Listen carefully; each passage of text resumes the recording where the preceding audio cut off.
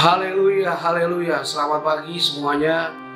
Saat teduh kita hari Rabu 10 Juni 2020 dari doa Bapa kami. Ada 3 hal yang kita akan belajar. Yang pertama adalah mengampuni maka akan diampuni. Apa artinya mengampuni? 1. Melepaskan. Jadi melepaskan, biarkan saja. Yang kedua artinya membuang karena sudah kadaluarsa. Barang-barang yang sudah kadaluarsa itu tidak bisa digunakan atau bisa berbahaya dan beracun ke makanan yang sudah kadaluarsa. Kalau kita tidak mengampuni, artinya kita memakai barang yang berbahaya atau sesuatu yang berbahaya dan beracun, berbahaya bagi diri sendiri. Yang ketiga adalah kita mengampuni. Yang kedua adalah tanpa ragu-ragu melepaskan sesuatu. Jadi lepaskan, buang saja. Yang ketiga, artinya yang berikut adalah meninggalkan sama sekali. Meninggalkan. Maksudnya tidak ada klaim timbal balik atau tanpa syarat sama sekali. Itu artinya mengampuni. Bukan kalau diampuni saya mengampuni, enggak. Tanpa syarat mengampuni. Yang keempat, yang berikut adalah arti mengampuni adalah menganggap tidak mengenal lagi. Haleluya. Artinya kita terbebas dari semua masalah. Contoh, tapi bukan contoh mengampuni, contoh orang yang meninggalkan sama sekali. Yang pertama, Petrus dan Andreas meninggalkan jala, perahu dan keluarganya untuk menjadi murid Yesus. Di dalam Matius 4 ayat 19 sampai 22. Walau kita ikuti ceritanya setelah penyaliban Yesus, mereka kembali menjadi nelayan, tapi mereka tidak mendapat apa-apa. Lalu Yesus datang memulihkan keadaan mereka. Lalu mereka kembali lagi menjadi murid Yesus dipenuhkan dengan Roh Kudus. Yang kita belajar adalah Tuhan selalu ampuni. Ada sebuah lagu di waktu kami sekolah Alkitab. Tuhan selalu ampuni dan lupakan yang sudah. Jadi Tuhan selalu ampuni semua dosa-dosa kita. Dia tidak pernah mengingat lagi. Haleluya. Contoh yang kedua adalah ibu mertua Petrus yang sakit demam, lalu disembuhkan Tuhan Yesus.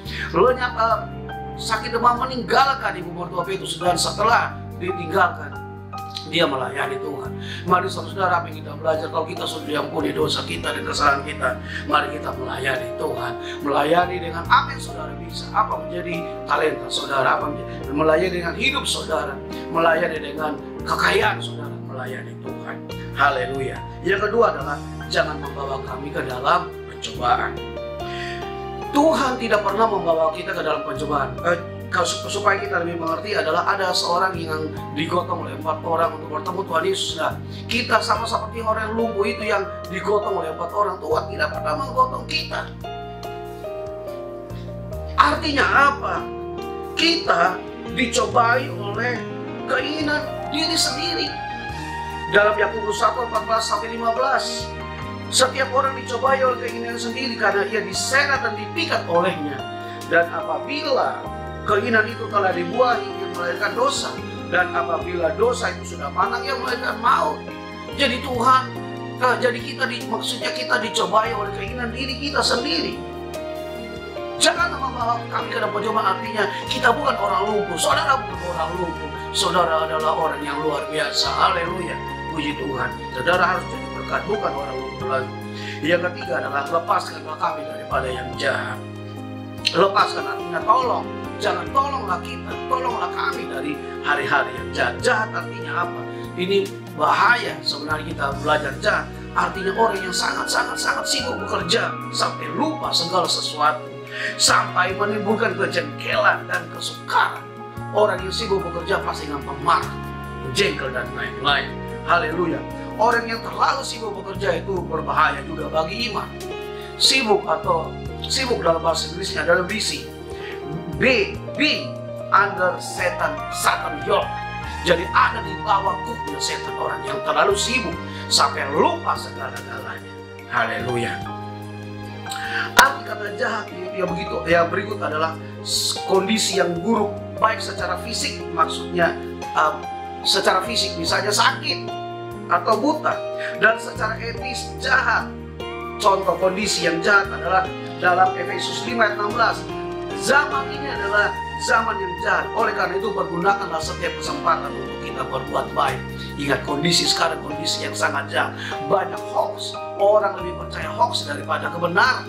Orang lebih percaya yang bohong-bohong daripada berita kebenaran. Zaman ini adalah zaman yang jahat. Haleluya. Itu secara kondisi. Secara etis dalam Matius 12 ayat 35 dan seterusnya. Kata-kata yang jahat bersumber dari hati yang jahat. Ada orang yang bilang begini, mulut saya saja yang jahat, hati enggak. Alkitab bilang kata-kata jahat yang keluar dari mulut itu bersumber dari hati. Secara etis tidak boleh. Haleluya. Tidak bisa, maksudnya tidak bisa diterima. Orang yang sedang sibuk cenderung untuk saudara-saudara mengungkapkan kata-kata yang buruk. Kita belajar yang lain lagi. Secara etis itu manusia lebih suka gelap daripada terang. Karena apa? Perbuatan manusia itu selalu jahat. Makanya suka yang gelap. Haleluya. Ini yang bagus lagi kita belajar di dalam 2 Timotius 3:13. Orang jahat dan penipu akan semakin jahat, akan bertambah jahat. Mereka akan menyesatkan dan disesatkan. Kita jangan sampai termasuk orang-orang yang begini. Haleluya. Puji Tuhan. Ada jalan keluar bagi kita anak-anak Tuhan, orang-orang percaya. Satu, dalam Yohanes 17 ayat 5 dan 15, doa Yesus agar kita dilindungi daripada yang jahat. Haleluya. Tuhan berdoa buat kita sehingga kita dilindungi dari kondisi yang jahat, dari etika yang jahat. Kita mempunyai etika yang baik. Haleluya. Dalam kondisi yang buruk ini. Yang berikut adalah jangan sampai kita salah bergaul.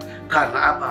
Pergaulan yang buruk merusak kebiasaan yang baik. Puji Tuhan. Terima kasih buat perhatian, hati yang terbuka buat firman Tuhan.